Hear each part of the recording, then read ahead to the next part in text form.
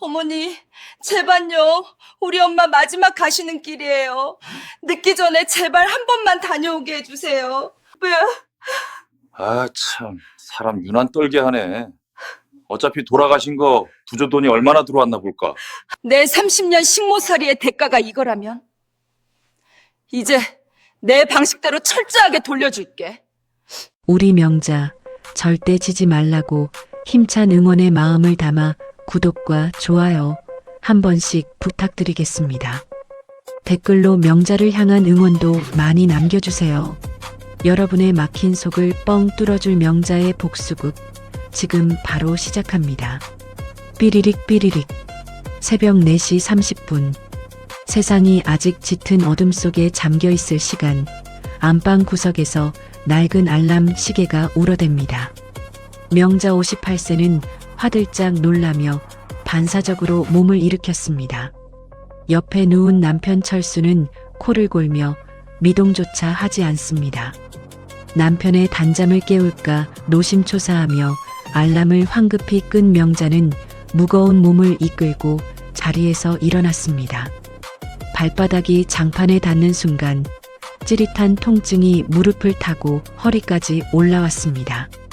30년입니다. 이 지독한 새벽 기상이 시작된 지 꼬박 30년이라는 세월이 흘렀습니다. 명자는 소리 없이 앓는 소리를 삼키며 굽은 허리를 두드렸습니다. 거실로 나오니 서늘한 새벽 공기가 명자의 얇은 어깨를 감쌌습니다. 스위치를 켜자 형광등이 파르르 떨며 주방을 밝혔습니다. 명자는 가장 먼저 싱크대 한쪽에 걸려있는, 원래는 분홍색이었으나 이제는 색이 다 바래버린 낡은 앞치마를 목에 걸었습니다. 이 앞치마는 마치 명자의 인생 같았습니다. 그녀의 젊음과 눈물, 그리고 한숨이 고스란히 배어있는 갑옷이자 족쇄였습니다.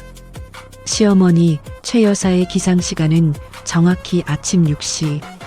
그 전까지 명자는 7첩 반상을 완벽하게 차려내야 합니다.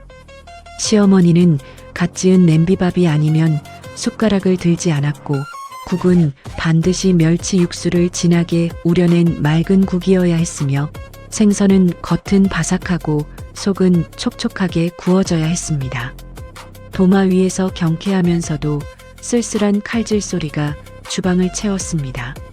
물을 썰고 파를 다지고 어제 재워둔 불고기를 꺼내 프라이팬에 올렸습니다. 치익 고기가 익어가는 냄새가 온 집안에 퍼졌지만 명자의 입맛은 깔깔하기만 했습니다. 가스레인지 불 3개를 동시에 켜놓고 종종 걸음을 치는 명자의 이마엔 송글송글 땀이 맺혔습니다. 하지만 안방 문은 굳게 닫힌 채 철수는 아내가 주방에서 전쟁을 치르든 말든 세상 모르고 잠들어 있었습니다. 명자는 가끔 생각했습니다. 저 남자는 나를 아내로 맞이한 걸까? 아니면 자기 어머니를 모실 무보수 파출부를 들인 걸까? 하지만 이내 고개를 가로저었습니다. 이런 상념조차 사치스러운 시간이었습니다. 아침 6시 정각. 안방 문이 열리는 소리와 함께 헛기침 소리가 들려왔습니다. 최 여사였습니다. 꼿꼿한 허리에 매서운 눈매를 가진 시어머니는 거실로 나오자마자 습관처럼 식탁 위를 매의 눈으로 훑쳤습니다. 명자는 숨을 죽이고 밥과 국을 조심스레 내려놓았습니다. 어머니, 진지 드셔요. 최 여사는 대답도 없이 숟가락을 들었습니다. 콩나물국을 한 숟갈 떠서 입에 넣은 최 여사의 미간이 확 구겨졌습니다. 탁! 숟가락을 식탁에 내동댕이 치는 소리에 명자의 어깨가 움찔했습니다. 너는 30년을 내 밑에서 밥을 해놓고도 아직도 간 하나를 못 맞추냐? 국이 짜서 어디 삼키겠어? 내 친정 애미가 밥상머리 교육을 이따위로 가르치더냐? 명자의 가슴이 철렁 내려앉았습니다. 며칠 전부터 허리가 아파 병원에 다니시는 친정어머니. 생각에 애써 참고 있던 눈물이 왈칵 쏟아질 것 같았습니다. 죄송해요, 어머니. 제가 다시 끓여오겠습니다. 됐다. 아침부터 재수없게 눈물 짜지 말고 치워. 밥맛 다 떨어졌다. 최 여사는 신경질적으로 방으로 들어가 버렸고 그 소란에 부스스 눈을 비비며 나온 남편 철수는 식탁 앞에 앉으며 짜증스럽게 한마디를 내뱉었습니다. 아침부터 왜 또 어머니 심기를 건드려? 당신이 그냥 좀 맞추면 안 돼? 밥이나 줘. 남편마저 훌쩍 밥을 먹고 출근해버린 빈집. 명자는 홀로 식탁을 치우고 싱크대 앞에 섰습니다. 차가운 물이 손등에 닿자 그제야 참고 있던 눈물이 뺨을 타고 흘러내렸습니다. 명자는 고무장갑을 벗고 자신의 손을 내려다보았습니다. 20대 시절 피아노를 치며 곱고 예뻤던 손은 온데간데였고 마디마디가 굵어지고 굳은 살이 박인 투박한 늙은이의 손이 있었습니다. 누구를 위해 이렇게 헌신하며 살았나? 시어머니의 독설과 남편의 방관 속에서 그녀의 자존감은 이미 산산조각이 나 있었습니다. 명자는 소리내어 울지도 못하고 낡은 앞치마 끝자락을 쥐어틀며 흐르는 눈물을 훔쳤습니다. 주방 창문 너머로 이제 막동이 트고 있었습니다. 붉게 물드는 아침 하늘을 바라보며 명자는 멍하니 중얼거렸습니다. 내 인생은 이렇게 끝나는 걸까? 하지만 명자는 알지 못했습니다. 이 지독한 인내의 시간 끝에 그녀의 남은 인생을 송두리째 바꿔놓을 거대한 폭풍이 서서히 다가오고 있다는 사실을 말입니다. 평범한 오후의 고요를 깨는 날카로운 초인종 소리가 거실에 울려 퍼졌습니다. 걸레질을 하던 명자가 굽은 허리를 채 펴기도 전에 안방에서 텔레비전을 보던 시어머니 최 여사가 버선발로 뛰어나왔습니다. 현관문이 열리고 나타난 사람은 명자의 시누이이자 최 여사의 늦둥이 딸 성이었습니다. 화려한 명품 가방을 양손 가득 들고 선글라스를 머리에 얹은 성이는 사업을 한답시고 벌써 3번이나 시댁. 기둥뿌리를 뽑아먹은 집안의 골칫거리였습니다. 하지만 최 여사에게 성이는 눈에 넣어도 아프지 않을 금지옥엽이었습니다. 최 여사는 아이고 내 새끼 얼굴 반쪽이 된 것 좀 봐라 라며 쉰이 다 되어가는 딸을 품에 안고 호들갑을 떨었습니다. 현관에 멍하니 서 있던 명자를 향해 성인은 인사 대신 짜증 섞인 목소리를 내뱉었습니다. 옳게 나 더워 죽겠어. 짐 좀 안방으로 옮기고 얼음 띄워서 오미자차 좀 내와. 달달하게. 명자의 입술이 미세하게 떨렸지만 최 여사의 매서운 눈총에 못 이겨 조용히 무거운 가방들을 짊어지고 짐꾼 노릇을 시작했습니다. 그날 저녁 식탁은 명자의 가슴에 또 한 번 커다란 대못을 박는 자리였습니다. 딸이 왔다고 최 여사는 아침부터 명자를 달달 볶아 온갖 진수성찬을 차리게 했습니다. 명자가 하루 종일 불 앞에 서서 땀을 뻘뻘 흘리며 구워낸 최고급 한우. 갈비찜은 오롯이 성희와 남편 철수의 차지였습니다. 최 여사는 김이 모락모락 나는 부드러운 갈비살을 발라 성희의 밥 위에 얹어주며 우리 딸 밖에서 고생하느라 얼마나 속이 골았니? 많이 먹어라라며 애틋한 눈빛을 보냈습니다. 철수 역시 동생의 사업 실패를 탓하기는커녕 껄껄 웃으며 제 밥그릇 챙기기에 바빴습니다. 그 화기애애한 가족의 풍경 속에서 명자의 자리는 없었습니다. 식탁 맨 끝 모서리에 겨우 엉덩이를 걸친 명자의 앞에는 타버린 끄트머리, 고기 몇 점과 식어 빠진 된장국뿐이었습니다. 식사가 무르익자 성인은 특유의 콧소리를 내며 본론을 꺼냈습니다. 이번에 새로 시작하려는 부티크 사업에 자금이 조금 부족하다는 이야기였습니다. 그 말을 들은 최 여사의 시선이 스르륵 명자에게로 향했습니다. 예, 내가 친정에서 가져온 알량한 적금 통장 하나 있지 않니? 형님이 돼서 시누이 앞길 막막한데 모른 척 할 거냐? 명자는 숨이 턱 막혔습니다. 그 돈은 명자가 30년 동안 시장 바닥을 돌며 10원짜리 하나까지 아껴가며 모은 노후를 위한 마지막 동아줄이었습니다. 어머니, 그 돈은 철수 아빠 퇴직하면 쓰려고. 명자가 기어들어가는 목소리로 항변하자 최 여사는 숟가락을 탁 내려놓으며 눈을 부릅떴습니다. 어디서 시어미가 말하는데 토를 달아. 내가 우리 집 귀신이 된 지가 언젠데. 아직도 내 돈 타령이야. 남편 철수는 스마트폰만 들여다보며 언제나처럼 철저한 방관자 행세를 했습니다. 저녁 식사가 끝난 후 산더미처럼 쌓인 기름진 그릇들을 설거지하며 명자는 거실에서 들려오는 세 사람의 호탕한 웃음소리를 들어야 했습니다.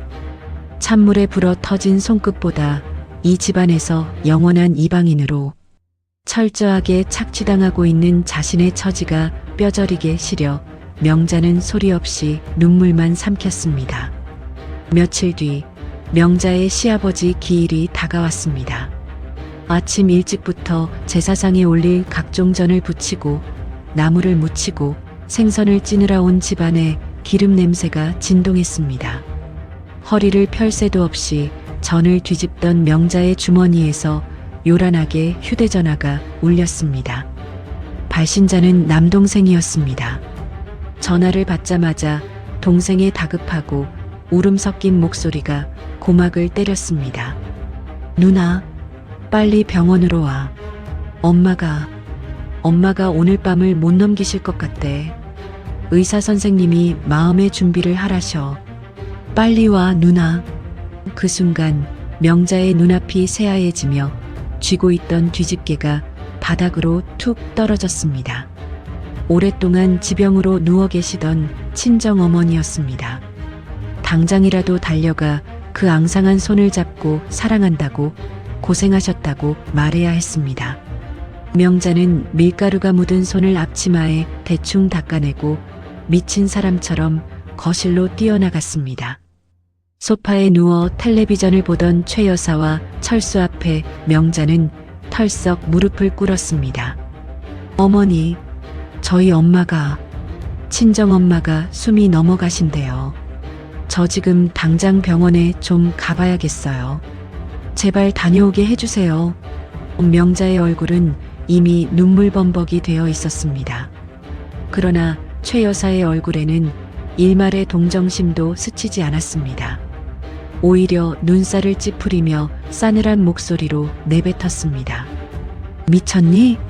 넌 도대체 정신을 어디다 두고 살아?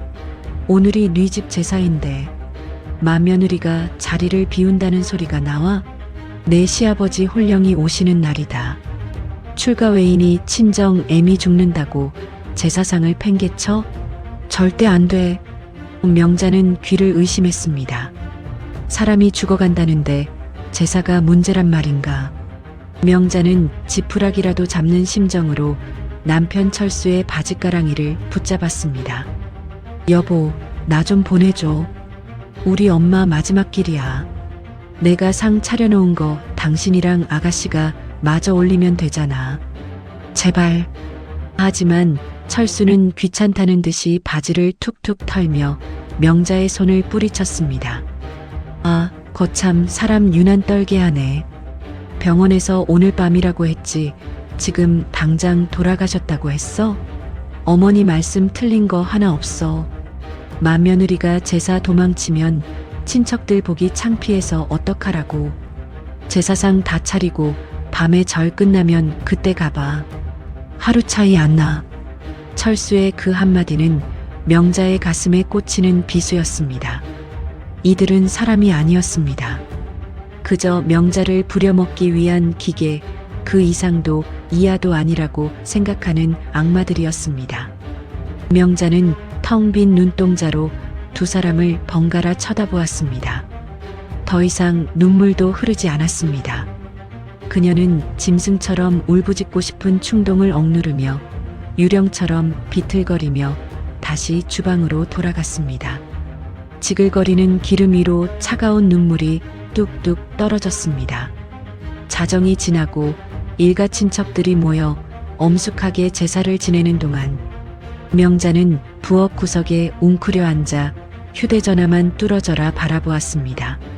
그리고 새벽 1시 동생에게서 짧은 문자 한 통이 도착했습니다. 누나, 엄마 방금 돌아가셨어. 명자는 그 문자를 보고도 울지 않았습니다. 비명도 지르지 않았습니다. 다만 그녀의 마음속 가장 깊은 곳에서 무언가 툭 하고 끊어지는 소리가 선명하게 들렸을 뿐입니다. 30년 동안 이 집안을 지탱해 온 명자의 맹목적인 헌신과 도리, 인내심이 완전히 재가 되어버리는 순간이었습니다. 명자는 자리에서 천천히 일어났습니다.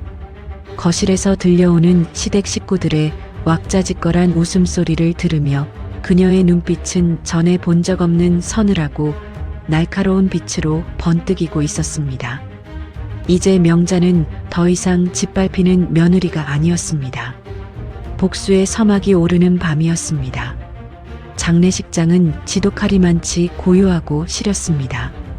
국화꽃 향기와 매캐한 향 냄새가 뒤섞인 빈소에는 오직 명자와 남동생의 숨죽인 오열만이 맴돌 뿐이었습니다. 맞사위라는 철수는 장모의 부고를 듣고도 거래처 접대가 있다며 발인 전날 밤에야 술 냄새를 풍기며 나타났고, 시어머니 최 여사는 제사 부정탄다며 콧배기조차 비치지 않았습니다. 심지어 철수는 조이금함을 기웃거리며 들어온 돈을 계산하는 듯한 천박한 행동까지 서슴지 않았습니다. 명자는 붉게 충혈된 눈으로 그 참담한 꼴을 묵묵히 지켜보았습니다. 슬픔의 밑바닥까지 가라앉자 역설적으로 머릿속은 얼음장처럼 차갑고 명료해졌습니다. 어머니의 영정사진 속 온화한 미소를 바라보며 명자는 입술을 깨물었습니다. 엄마, 나 이제 바보처럼 안 살아. 엄마가 피눈물 흘리며 지켜본 내 인생, 이제 내가 바꿀게. 발인을 마치고 유골함을 납골당에 안치한 뒤 피로가 짓누르는 몸을 이끌고 본가로 돌아온 명자와 남동생 앞에 낯선 검은색 세단 한 대가 멈춰 섰습니다. 단정한 정장 차림의 중년 남성이 서류 가방을 들고 내리며 자신을 친정아버지의 오랜 지인이자 담당 변호사라고 소개했습니다. 10년 전 돌아가신 아버지가 남긴 유언의 집행 시기가 공교롭게도 어머니의 별세와 맞물려 도래했다는 것이었습니다. 낡고 좁은 친정집 거실에 마주 앉은 변호사는 두꺼운 서류 봉투에서 빛바랜 문서들을 꺼내 놓았습니다. 부친께서 생전에 경기도 외곽에 야산과 농지를 조금 사두셨습니다. 당시엔 맹지나 다름없는 헐값의 땅이었지만 어머니께서 돌아가실 때까지 절대 처분하지 말고 두 남매에게 공평하게 나누어 주라는 유언을 남기셨습니다. 변호사의 입에서 나온 다음 말은 명자의 심장을 먹게 할 만큼 비현실적이었습니다. 아버지가 남겨둔 그 쓸모없어 보이던 땅이 최근 정부의 대규모 신도시 3기 개발 핵심 지구로 선정되었다는 청천벽력 같은 소식이었습니다. 변호사가 내민 감정평가서와 보상 예정 금액을 확인한 명자는 덜덜 떨리는 손을 주체할 수 없었습니다. 동생과 반씩 나누고도 명자의 몫으로 떨어지는 현금 보상금만 무려 50억 원. 거기에 개발 지구 내 최고급 상가 분양권 2채가 포함되어 있었습니다. 평생을 남편과 시어머니의 돈줄에 목을 매며 10원 한 장에 벌벌 떨고 살았던 명자에게 그것은 단순한 돈이 아니었습니다. 그것은 죽은 부모님이 지옥 같은 시집살이에서 딸을 구출해내기 위해 하늘에서 내려준 튼튼하고 거대한 황금 동아줄이었습니다. 명자는 그 서류를 품에 안고 짐승처럼 울부짖었습니다. 그 눈물은 부모님을 향한 사무치는 그리움이자 30년 묵은 한이 씻겨 내려가는 해방의 눈물이었습니다. 통장에 찍힌 믿을 수 없는 숫자의 0들을 확인하며 명자의 핏발선 눈동자에는 서늘한 도끼가 서리기 시작했습니다. 50억이라는 거액의 자산가가 된 명자는 아무 일도 없었다는 듯 평소 입던 무릎이 튀어나온 바지와 낡은 카디건 차림으로 시댁 현관문을 열고 들어섰습니다. 장례를 치르느라 사흘 만에 돌아온 며느리를 향해 최 여사는 위로는커녕 날선 호통부터 쏟아냈습니다. 애미 잡아먹은 년이 뭐가 당당해서 이제야 기어들어와. 내가 집구석을 비운 며칠 동안 내가 내 손으로 밥을 차려 먹느라 손목이 다 시큰거린다. 당장 앞치마 두르고 밀린 빨래부터 삶아. 예전 같으면 죄인처럼 고개를 숙이고 눈물을 훔치며 세탁실로 달려갔을 명자였습니다. 하지만 지금의 명자는 달랐습니다.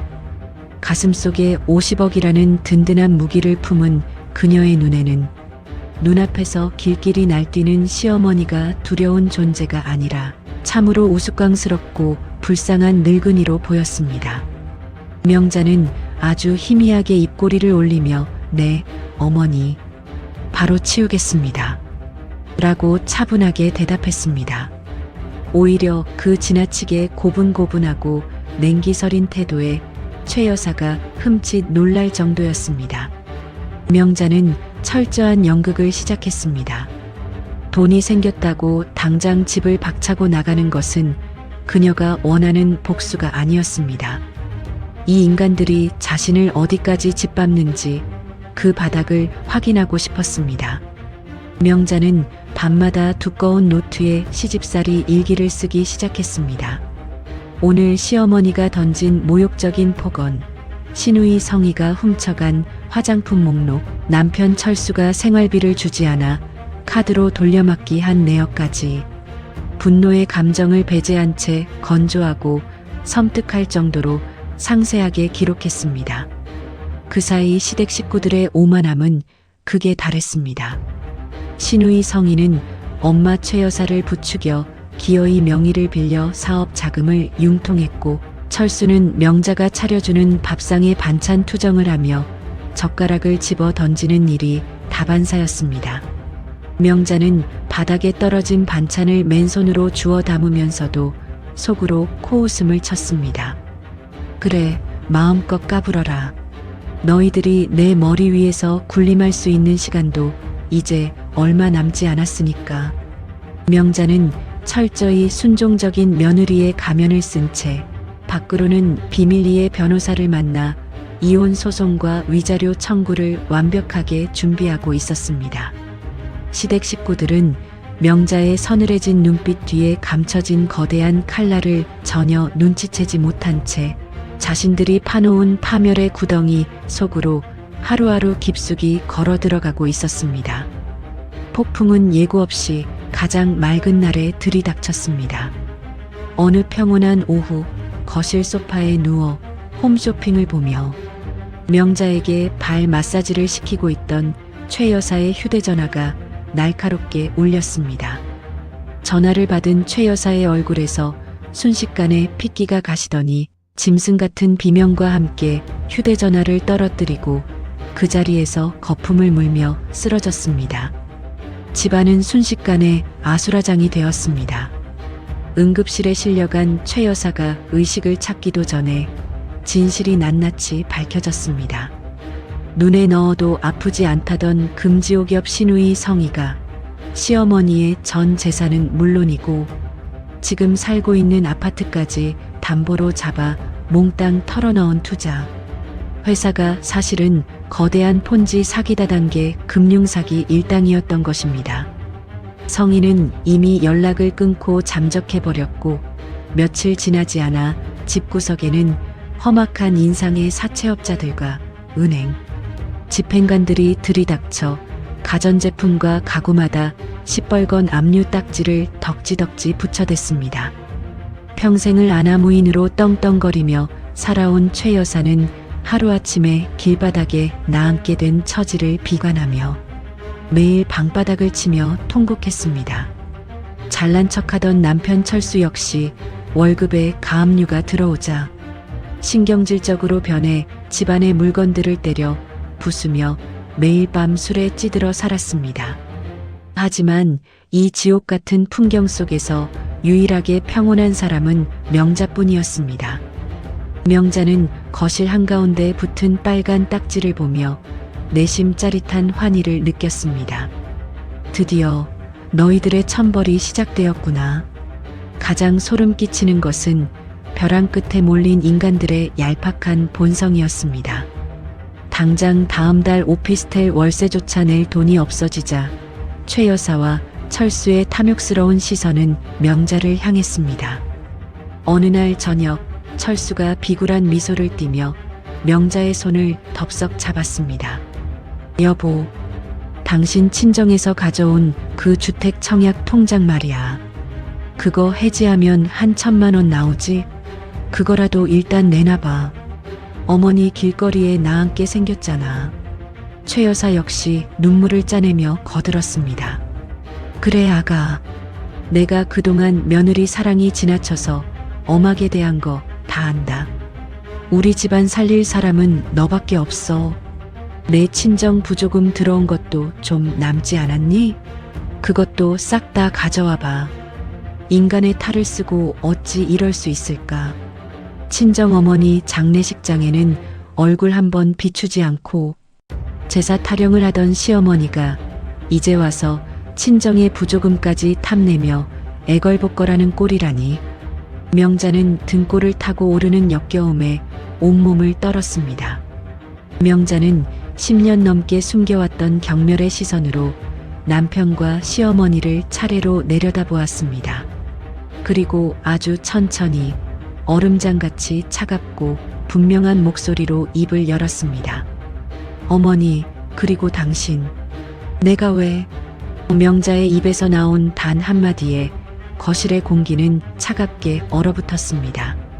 내가 왜? 명자의 입에서 튀어나온 그 짧고 건조한 세 글자는 거실을 가득 채우고 있던 습하고 무거운 공기를 단숨에 얼어붙게 만들었다.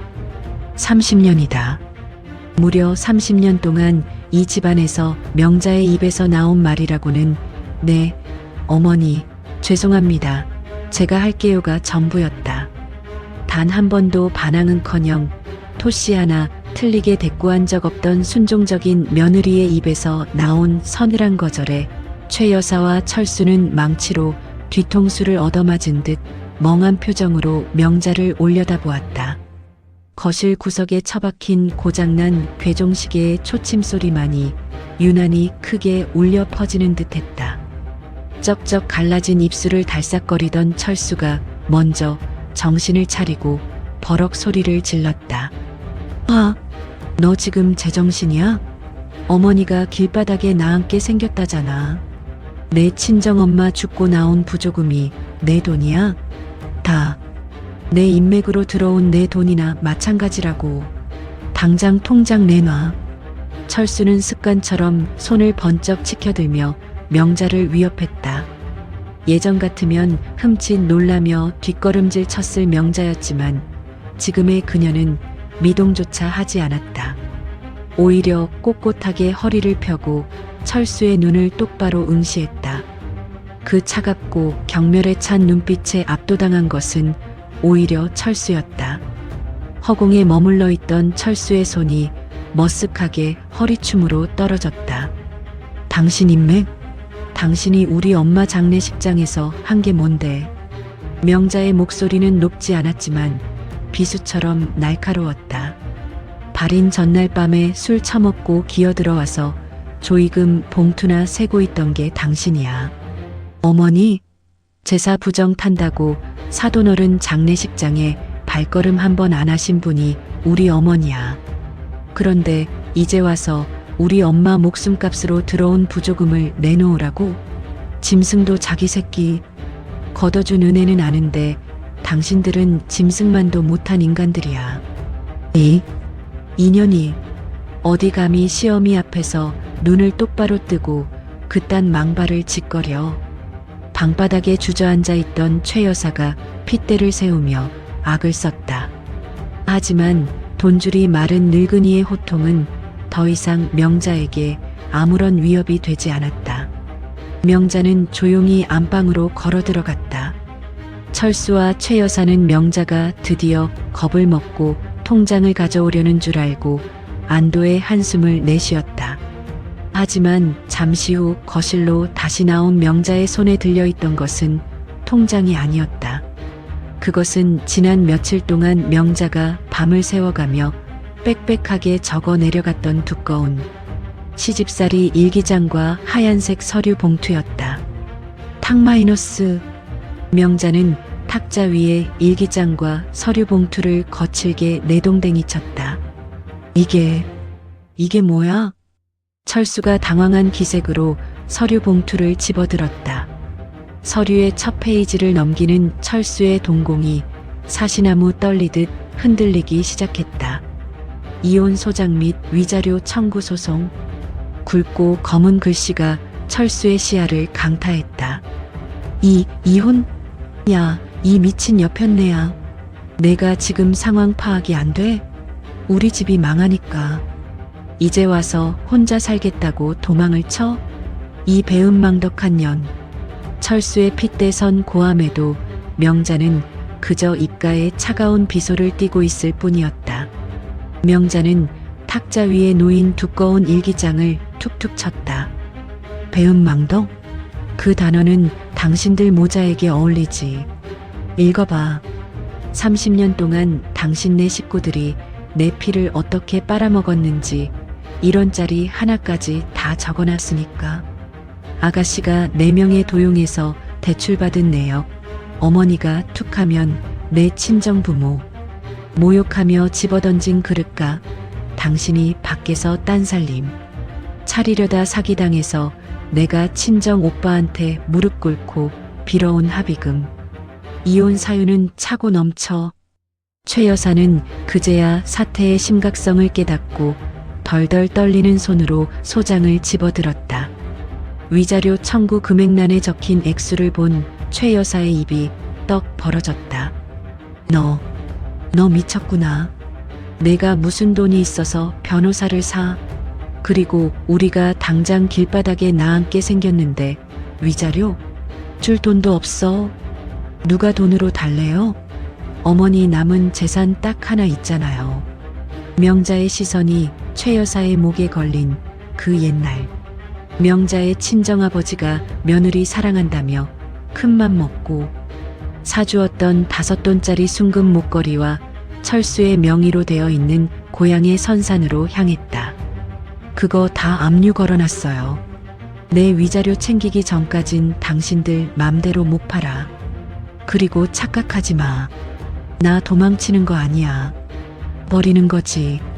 당신들 같이 썩어빠진 기생충 같은 인간들, 이제 내 인생에서 완벽하게 분리수거 하려는 거야. 명자는 뒤도 돌아보지 않고 현관문으로 향했다. 문 앞에는 이미 어젯밤 몰래 싸둔 명자의 짐가방 하나가 덩그러니 놓여 있었다. 여보, 명자야. 너 진짜 1억이야? 30년 부부의 정이 있는데. 다급해진 철수가 맨발로 뛰어나와 명자의 옷자락을 붙잡았다. 명자는 싸늘한 눈으로 철수의 손을 쳐냈다. 내 인생 30년을 식모살이로 갈아 넣은 대가가 이 집구석에 붙은 시뻘건 딱지야. 이제 내 인생 살련다. 법정에서 봐. 변호사 살 돈은 없을 테니 국선 변호사라도 잘 알아봐. 쾅-. 현관문이 무겁게 닫혔다. 30년 동안 명자를 옥죄던 감옥의 문이 영원히 닫히는 소리였다. 문 밖으로 걸어 나온 명자는 깊은 숨을 들이마셨다. 초라한 복도 창문 너머로 눈부신 햇살이 쏟아져 내리고 있었다. 그녀의 지갑 속에는 신도시 보상금 50억 원이 고스란히 예치된 VIP 통장이 고이 잠들어 있었다. 명자의 얼굴에 30년 만에 처음으로 환하고 생기 넘치는 진짜 미소가 번지기 시작했다. 바닥을 치고 올라갈 완벽한 반격의 무대를 향해 명자는 가벼운 발걸음을 내디뎠다. 명자가 남긴 이혼 소장과 함께 현관문이 닫힌 지 꼬박 사흘이 지났다. 30년 동안 단 하루도 멈추지 않고 돌아가던 집안의 시계는 그녀가 떠난 그 순간부터 완벽하게 정지해버렸다. 거실벽에 걸린 낡은 괴종시계만이 둔탁한 소리를 내며 무의미한 시간을 새기고 있을 뿐 평수만 넓은 아파트 안에는 죽음과도 같은 적막과 스산한 한기만이 맴돌았다. 아침 햇살이 거실 창문을 넘어 들어왔지만 집안 풍경은 처참하기 그지없었다. 집안 곳곳에 덕지덕지 붙어있는 시뻘건 압류. 딱지들은 마치 이 집안에 내려진 저주받은 부적처럼 흉물스럽게 빛나고 있었다. 명자가 매일 아침 무릎을 꿇고 윤이 나게 닦던 거실 바닥에는 먼지가 뽀얗게 내려앉았고 널브러진 술병들과 먹다 남은 배달음식 쓰레기에서 풍기는 시큼한 악취가 집안 공기를 무겁게 짓누르고 있었다. 안방에서 앓는 소리가 흘러나왔다. 최 여사였다. 평생을 아침 6시면 칼같이 일어나 며느리가 대령하는 따뜻한 숭늉으로 목을 축이던 여자는 정오가 다 되도록 무거운 몸을 일으키지 못하고 있었다. 스트레스와 화병으로 온몸의 관절이 비명을 질러댔지만 예전처럼 달려와 자신의 다리를 주무르며 비위를 맞추어줄 며느리는 이제 이 세상 어디에도 없었다. 최 여사는 갈라진 입술을 혀로 축이며 힘겹게 상체를 일으켰다. 방바닥은 보일러가 끊긴 지 오래라 얼음장처럼 차가웠다. 애미야, 물 한 그릇만 다오. 최 여사는 무의식 중에 며느리를 불렀다. 30년간 뼈에 새겨진 습관이었다. 하지만 돌아오는 것은 텅 빈 메아리뿐이었다. 그제야 그녀는 명자가 자신들을 버리고 떠났다는 도저히 믿고 싶지 않은 현실을 다시금 뼈저리게 자각했다. 최 여사는 지팡이의 의지에 비틀거리며 거실로 걸어 나왔다. 주방의 풍경은 그야말로 지옥이었다. 싱크대에는 사흘치 설거지가 산더미처럼 쌓여 말라비틀어져 있었고 초파리떼가 그 주위를 윙윙거리며 날아다니고 있었다. 냉장고 문을 열어보았지만 텅 빈 선반 위에는 유통기한이 지난 우유 팩 하나와 곰팡이가 핀 반찬통뿐이었다. 늘 기가 막힌 타이밍에 채워져 있던 신선한 식자재와 정갈한 밑반찬들은 결코 저절로 생겨나는 것이 아니었다. 그것은 명자가 새벽 시장을 발이 부르트도록 돌아다니며 10원, 20원을 흥정해 얻어낸 피땀 어린 결과물이었다. 최 여사는 그 자리에 우두커니 서서 멍하니 싱크대를 바라보았다. 며느리가 식모살이하듯 서 있던 그 좁은 공간이 오늘따라 유난히 거대하고 압도적으로 다가왔다. 자신은 평생 손에 물 한 방울 묻히지 않고 우아한 사모님 행세를 하며 살았다고 자부했다. 며느리 따위는 언제든 돈만 주면 부릴 수 있는 아랫사람이라 여겼다. 하지만 명자가 떠나고 남겨진 자신은 제 손으로 밥 한 끼 지어 먹지 못하고 썩어가는 쓰레기, 더미 속에서 굶주림에 허덕이는 무능하고 늙은 노파에 불과했다. 그때 안방 문이 열리며 떡진 머리에 퀭한 눈을 한 철수가 걸어 나왔다. 그의 바지춤은 구겨져 있었고 얼굴에는 피로와 짜증이 덕지덕지 묻어 있었다. 어머니, 밥 없어요? 아, 진짜 배고파 죽겠네. 그 여편네는 대체 언제 들어오는 거야? 이혼 소장 그거 다 겁주려고 한 짓 아니에요? 당장 전화해서 싹싹 빌고 들어오라고 해요. 나 오늘 입고 나갈 와이셔츠도 없단 말이에요. 철수의 철없는 투정에 최 여사의 눈동자가 파르르 떨렸다. 가세가 기울고 집안이 압류당한 마당에 50이 넘은 아들은 여전히 며느리의 치맛자락만 찾으며 밥투정을 하고 있었다. 명자가 그동안 얼마나 철저하게 이 무능한 아들의 손발이 되어주었는지, 그리고 자신과 이 아들이 얼마나 명자의 희생을 철면피처럼 착취해왔는지 그 끔찍한 진실이 거대한 해일처럼 최 여사의 가슴을 덮쳤다. 최 여사는 덜덜 떨리는 손으로 식탁을 짚으며 주저앉았다. 시야가 뿌옇게 흐려졌다. 며칠 전까지만 해도 자신 앞에 무릎을 꿇고 눈물을 훔치던 며느리의 가녀린 어깨가 떠올랐다. 남편과 시어머니의 멸시 속에서도 군말 없이 밥상을 차려내던 그 거친 손마디가 스쳐 지나갔다. 그 모든 인내의 시간들이 바보 같아서가 아니라 가족이라는 마지막 끈을 놓지 않으려 했던 명자의 처절한 발버둥이었음을 이제야 깨달았다. 그리고 자신들이 그 마지막 끈을 가위로 무참히 잘라내버렸다는 사실도 우리가 천벌을 받는 게야. 최 여사의 입에서 짐승의 앓는 소리 같은 신음이 새어나왔다. 철수는 여전히 냉장고 문을 거칠게 닫으며 신경질을 부리고 있었지만 최 여사의 귀에는 아무 소리도 들리지 않았다. 그녀는 차가운 거실 바닥에 웅크리고 앉아 가슴을 쥐어뜯으며 소리 없는 오열을 토해내기 시작했다. 눈물방울이 바닥에 쌓인 먼지 위로 후둑후둑 떨어져 검은 자국을 남겼다. 그것은 돈을 잃은 슬픔 때문만이 아니었다. 30년이라는 긴 세월 동안 자신의 수족이 되어준 세상에서 가장 귀하고 충직했던 사람을 자신의 오만과 탐욕으로 영원히 잃어버렸다는 뼛속 깊은 회한과 절망의 눈물이었다. 하지만 너무 늦었다.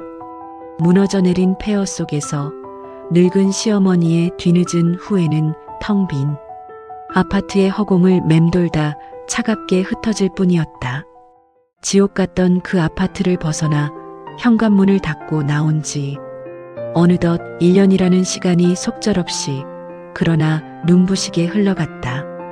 계절이 4번 바뀌는 동안 명자의 삶은 그야말로 천지개벽이라는 단어로도 부족할 만큼 완벽한 궤도 수정이 이루어졌다.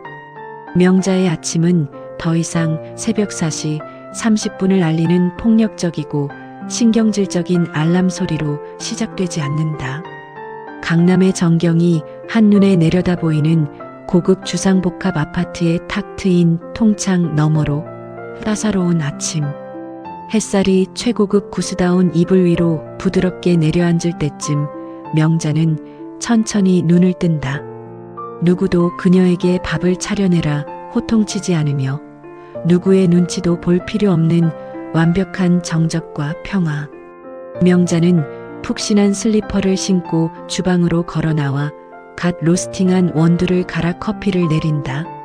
집안을 가득 채우는 은은하고 고소한 커피 향기는 과거 30년 동안 매일 아침 그녀의 숨통을 조이던 매캐한 기름 냄새와 생선 비린내를 완벽하게 지워버렸다.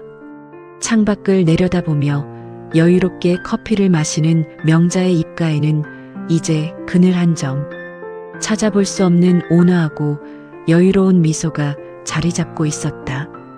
외면적인 변화는 내면의 평화보다 훨씬 더 극적이었다. 명자는 이혼 소송에서 승소한 직후 가장 먼저 자신을 올가매던 과거의 허물들을 미련 없이 벗어던졌다. 동네 시장 어귀에서 10,000원짜리 2장을 주고 샀던 무릎 나온 바지와 색바랜 카디건은 쓰레기통으로 직행했다. 대신 그 자리는 백화점 VVIP 라운지에서 퍼스널 쇼퍼의 조언을 받아 구매한 고급스러운 실크, 블라우스와 우아한 캐시미어 코트들이 채웠다. 30년 동안 미용실 한 번 마음 편히 가지 못해 직접 가위로 뭉텅뭉텅 잘라냈던 푸석한 머리카락은 청담동 최고급 살롱 원장의 섬세한 손길을 거쳐 세련되고 기품 있는 사모님 단발로 변신했다. 거친 설거지와 집안일로 지문조차 희미해지고 굳은 살이 박여있던 두 손은 매주 받는 최고급 에스테틱 마사지와 네일 케어 덕분에 20대 시절 피아노 건반을 두드리던 그때처럼 부드럽고 윤기나게 돌아왔다. 전신 거울 앞에 선 명자는 더 이상 시어머니의 구박에 고개를 숙이던 초라한 며느리가 아니었다. 그녀는 수십억 대의 자산가이자 자신의 인생을 온전히 통제할 줄 아는 기품 있는 중년 여성 그 자체였다.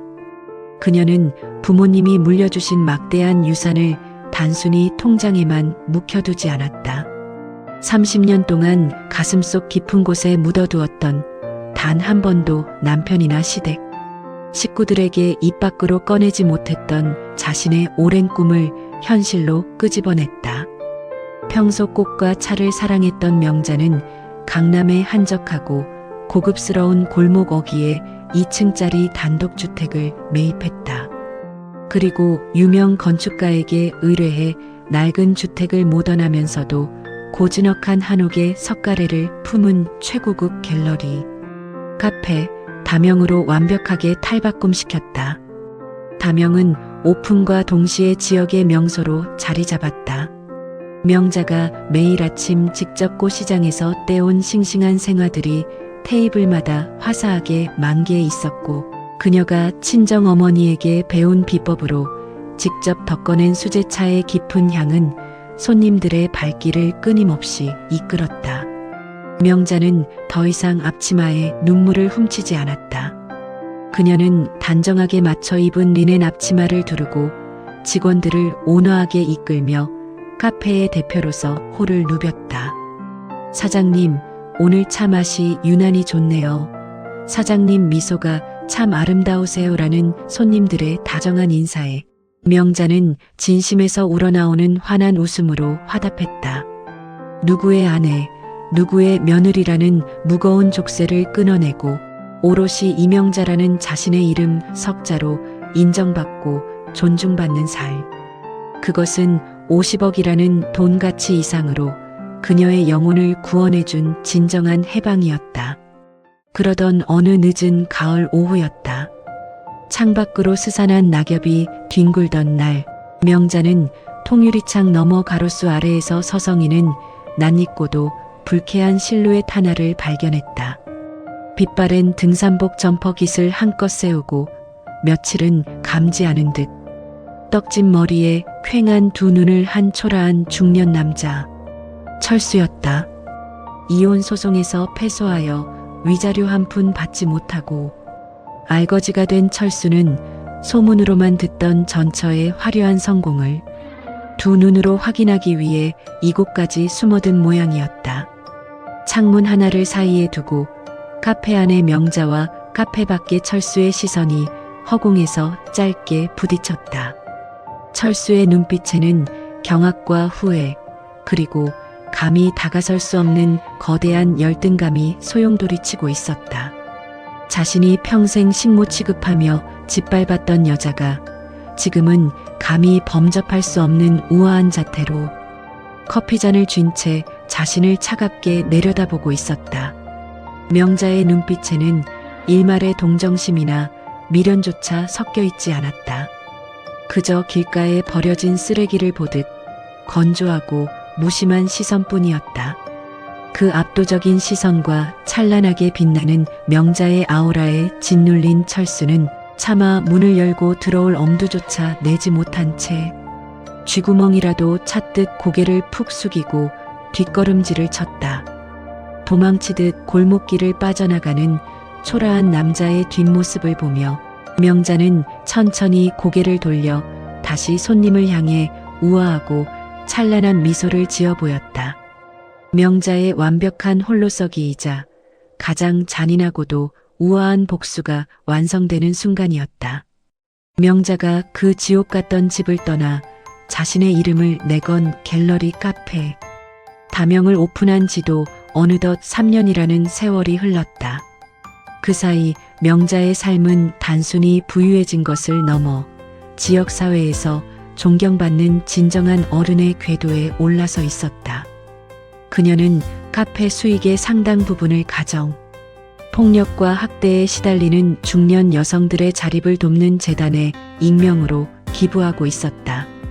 한때 누구보다 처절하게 짓밟혔던 자신의 과거를 거울 삼아 세상의 음지에서 고통받는 또 다른 명자들의 손을 묵묵히 잡아주고 있는 것이었다. 유난히 눈이 많이 내리던 어느 혹독한 겨울날이었다. 영하 15도를 밑도는 살인적인 한파에 거리의 사람들은 모두 두꺼운 패딩에 얼굴을 파묻고 종종 걸음을 치고 있었다. 하지만 담영의 내부는 커다란 벽난로에서 타오르는 장작 소리와 짙은 쌍화차 향기, 그리고 사람들의 포근한 웃음소리로 가득 차 있었다. 우아한 캐시미어 쇼를 두른 명자는 벽난로 앞 흔성의자에 앉아 조용히 책을 읽고 있었다. 30년의 식모살이가 남겼던 상처와 주름은 온데간데였고 그녀의 얼굴에는 오직 흔들림 없는 평온함과 범접할 수 없는 기쁨만이 흐르고 있었다. 그 평화로운 오후의 정적을 깬 것은 카페 통유리창 밖에서 들려오는 둔탁하고 기괴한 마찰음이었다. 명자가 천천히 책을 덮고 시선을 창밖으로 돌린 순간 그녀의 평온했던 두 눈동자에 미세한 파동이 일었다.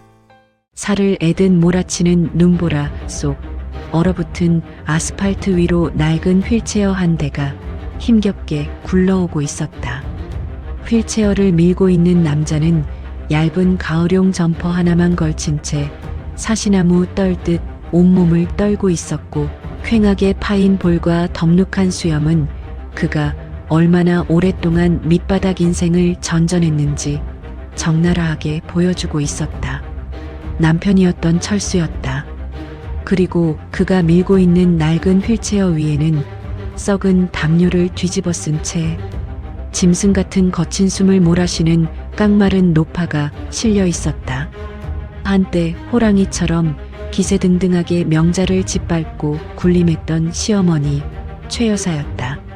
철수와 최 여사는 명자의 위자료 소송과 빚쟁이들의 압류로 완벽하게 파산한 뒤 서울 외곽의 난방조차 되지 않는 철거 직전의 쪽방촌으로 쫓겨나 있었다.